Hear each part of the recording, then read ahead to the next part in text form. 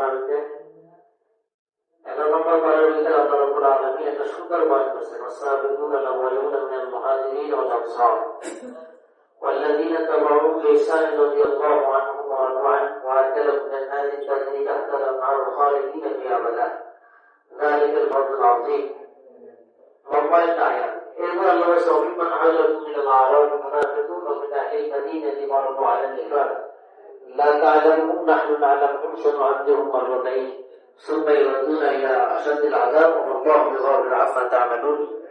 এই আয়াতের ভিতরে আল্লাহ রাব্বুল আলামিন সার সংক্ষেপ কথা আল্লাহ বলতে চাচ্ছেন যে আল্লাহ রাব্বুল আলামিন মুহাজির ও আনসারদের উপর আল্লাহ রাজি এবং খুশি আছে।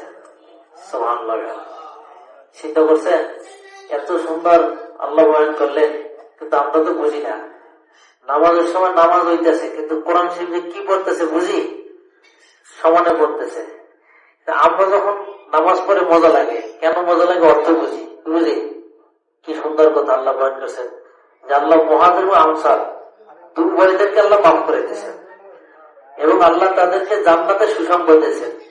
জান্নাতিন তাজরি তাহতাল আনহারু খালিদিনা ফিহা আবাদা। তারা জান্নাতে কিভাবে যাবে?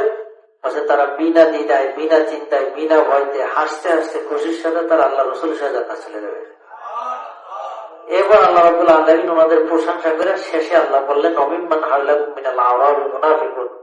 হে মুহাম্মদ সাল্লাল্লাহু আলাইহি ওয়াসাল্লাম, আপনি জানেন যে আপনি যে এলাকায় বসবাস করতেছেন এই মদিনার মধ্যে কিন্তু মুনাফিক আছে। তো মুনাফিকরা যদি অপরাধ করে আর অপরাধ করার পর তাদের জন্য শাস্তি আছে। কি আছে?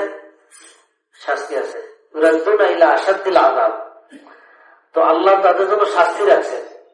কিন্তু যদি তারা এই মুনাফিকরা তাদের ভুল বুঝে যদি আল্লাহকে তওবা করে, আল্লাহ তাদের গুনাহগুলো মাফ করে দেবে। আল্লাহ অভিভাবক আপনার কামনা, তো আল্লাহ তাদের গুনাহগুলো মাফ করে দেবেন। এই জন্য দেখেন এই রমাদান মাস আমাদের কাছ থেকে বিদায় নিয়ে যাইতেছে, অথচ আমাদের দিলে বিদে কোনো ব্যথা নাই। আমগো ব্যথা একটা আছে, ব্যবসা বাণিজ্য ভালো হইতেছে না। কি ব্যথা কি আছে? ব্যবসা বাণিজ্য হইতেছে না, তারপরে বেতন ছাড়লে আমাদের লাভ আপনাদেরও লাভ। কি বলে? ব্যবসা বাণিজ্য করবো, ঈদের সময় মোজ করবো, এই আনন্দ। কবর আলারা কিন্তু এই আনন্দ না। কবর আলারা আফসোস করতেছে, আয় আয় রমাদান মাস বিদায় নিয়ে যাবে মানে জাহান্নামের দরজা খুলে যাবে। জাহান্নামের দরজা কি? এখন তো জাহান্নামের দরজা বন্ধ, জান্নাতের দরজা কি? খোলা।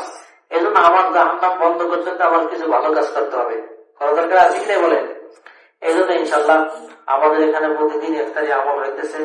ইনশাল্লাহ আপনারা যারা অনেকে আসতেছে বলতেছে যে শরীক হবো, এই জন্য আপনারা যারা শরীক হবেন ইনশাল্লাহ, আমাদের তারেক ভাই আছে, আমি আছি, আমাদের সাথে যোগাযোগ করবেন ইনশাল্লাহ। আল্লাহ রাব্বুল আলামিন আমাদের সকলকে ইফতারি আমলে, সমস্ত নেক আমলে আল্লাহ আমাদের শরীক অর্থ দান করেন।